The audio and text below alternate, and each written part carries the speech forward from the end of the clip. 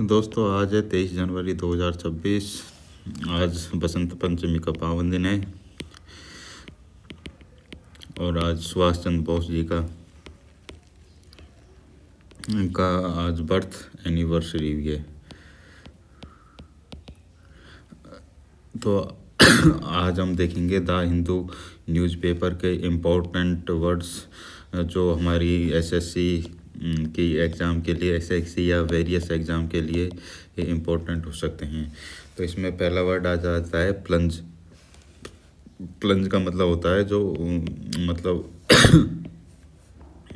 एक सेकंड इसको क्लियर कर देता हूँ मैं। प्लंज का मतलब होता है जो मतलब डिक्रीज होता है एक तरीके से, जो एकदम से गिर जाए, जैसे शेयर मार्केट कभी कभार गिरता है तो उसके लिए हम ये प्लंज वर्ड का उपयोग करते हैं। इसका मतलब होता है डिक्रीज कह सकते हैं अपन, या दिया भी हुआ है इसमें जनरली मीन्स सडन रैपिड और स्टीप डिसेंट डाइव और डिक्रीज। मतलब डाइव जैसे गोताखोर लगाता है ना नीचे, तो एकदम नीचे गिर गया तो मतलब एकदम से गिरावट होना, इसका सही शब्द है गिरावट होना एकदम से। तो इसके सिनोनिम्स है प्लमेट हो गया,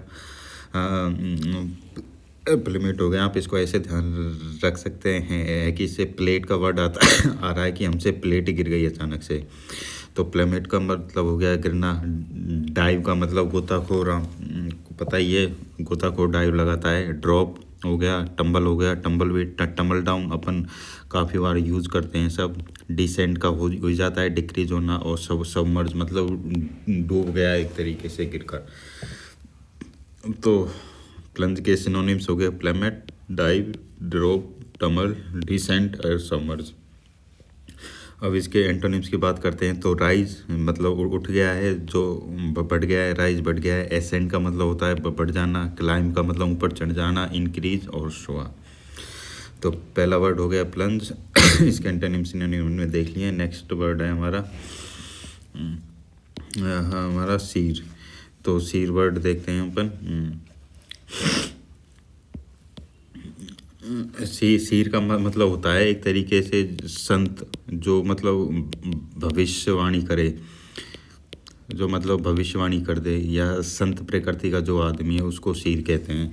जैसे person credited with extraordinary insight, prophetic foresight और ability to divine the future, मतलब जो फ्यूचर प्रेडिक्ट कर दे उसको सीर कहा जाता है। तो इसके सिनोनिम हो गए प्रोफेट हो गया, सूदशायर हो गया, ओरेकल हो गया, क्लेवरेंट हो गया, विजनरी,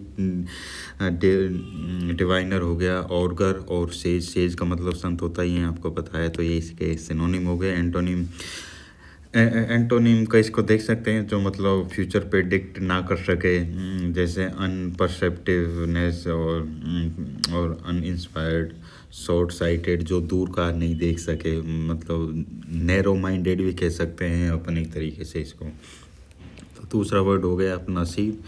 अब अपन देखते हैं तीसरा वर्ड है ओएसिस। OASIS। इसका मतलब होता है मतलब डेजर्ट में, जैसे डेजर्ट वगैरह होता है वहाँ पे वेजिटेशन वगैरह बिल्कुल भी नहीं होता। तो अगर वहाँ पे अगर वेजिटेशन वगैरह उगा दिया जाता है किसी भी प्रकार से, तो डेजर्ट में हरियाली वगैरह हो गई, तो उसके लिए हम ओएसिस शब्द का उपयोग करते हैं। ये क्लाइमेट चेंज से रिलेटेड एक आज न्यूज़ आई थी, तो उसमें ये वर्ड आया था। नेक्स्ट वर्ड है हमारा कोएर्शन। कोएर्शन, COERSION।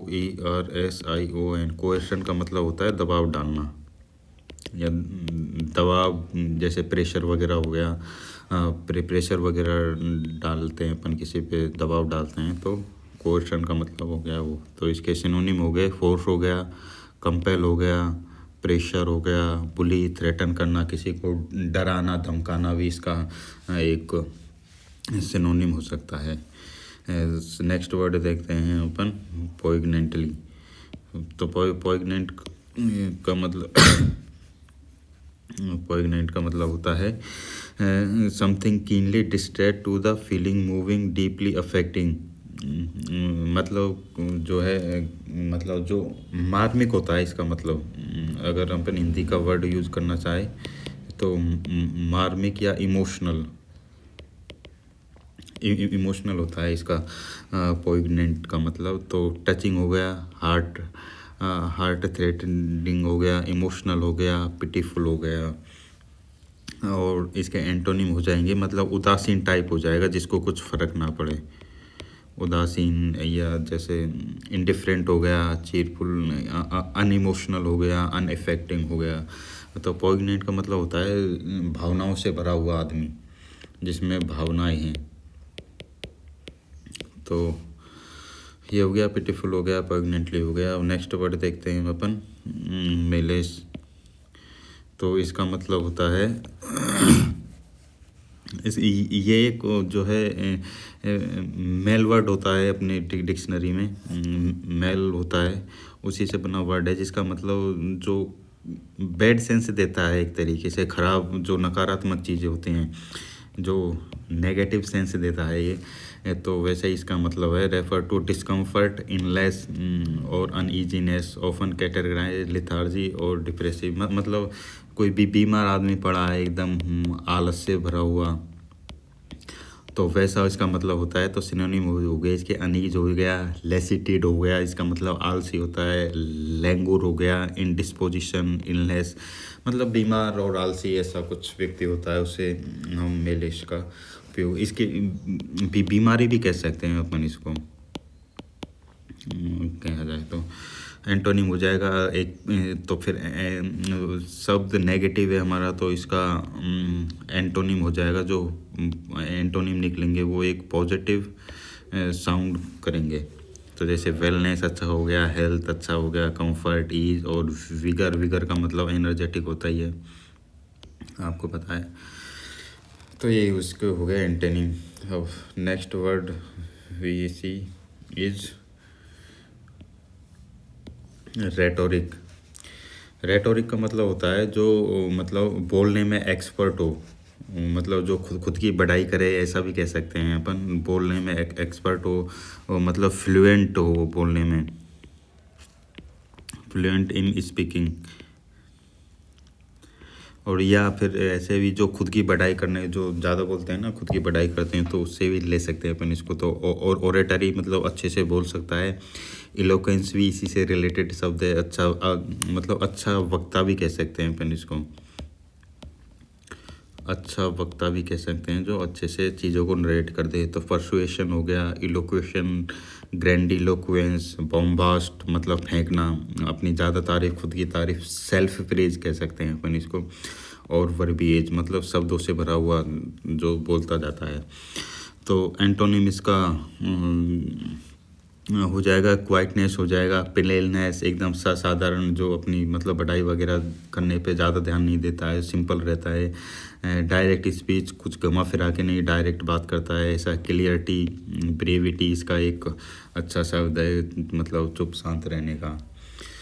तो ये हो गया रेटोरिक। अब देखते हैं अपन next word, that is culinary. Culinary का मतलब होता है रिलेटिंग टू कुछ किचन, है ना। तो किचन से रिलेटेड इसका होता है, तो अपन इसको याद भी रख सकते हैं, culinary kitchen, culinary kitchen, culinary kitchen. या शेफ़ भी कह सकते हैं अपन, CHEF, है ना। शेफ़ जो खाना वगैरह बनाने में एक्सपर्ट हो, जैसे कुलिनरी रिलेटिंग टू कुकिंग और किचन, मतलब खाना बनाने में एक्सपर्ट और खाना बनाना जानता हो। तो इसके लिए सिनोनिम है गैस्ट्रोनोमिक, गैस्ट्रोनोमी, जैसे पाक कला, इसका हिंदी में वो होता है जो खाना बनाना अच्छे से जानता है। तो गैस्ट्रोनोमिक, इसके काफ़ी सारे शो वगैरह भी होते हैं, आपने टीवी पे देखे होंगे।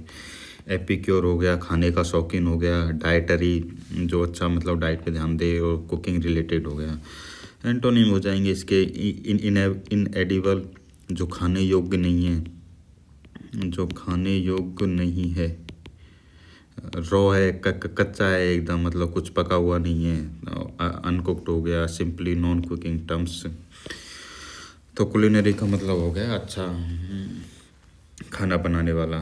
Next word VFC is very, very का मतलब होता है जो मतलब जागरूक हो, एक तरीके से जागरूक सब हो, और उसमें मतलब अलर्ट हो एक तरीके से। ये LERT अलर्ट इसके लिए अच्छा शब्द है, अलर्ट हो, हिंदी में जागरूक कह सकते हैं अपन इसको। तो इसके सिनोनिम्स है, कॉशियस है, बहुत मतलब ध्यानपूर्वक ध्यान से रहने वाला है। वॉचफुल हो गया, गार्डेड, लेरी हो गया, सर्कमस्पेक्ट हो गया, अलर्ट और सस्पिशियस। इसका मतलब भी है describe someone who showing caution और सस्पिशियस। विजिलेंस इसका एक अच्छा शब्द है, विजिलेंट आदमी होता है ना। हमारे यहाँ पे कॉन्स्टिट्यूशन में विजिलेंट कमीशन भी है, IGILENT विजिलेंट कमीशन भी है, आपको ध्यान हो तब, जो भ्रष्टाचार वगैरह पे नज़र रखता है। सस्पिशियस तो एंटोनिम हो जाएंगे इसके, केयरलेस हो जाएगा, जो ध्यान वगैरह नहीं दे, हीडलेस हो जाएगा, अनवेरी, रेकलेस और ट्रूथफुल रैश इसके एंटोनिम्स हो जाएंगे।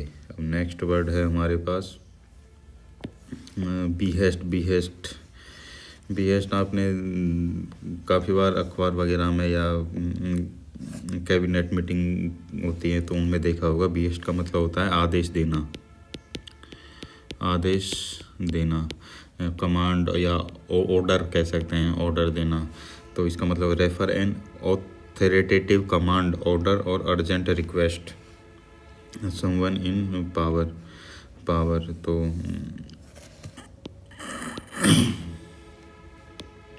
और सिनोनिम हो जाएंगे से कमांड देना, ऑर्डर हो गया, मैंडेट हो गया जो ज़रूरी है करना उसको बताना, डायरेक्टिव किसी को अपन डायरेक्शन दे रहे हैं, बाइंडिंग हो गया, इंजंक्शन हो गया और चार्ज हो गया।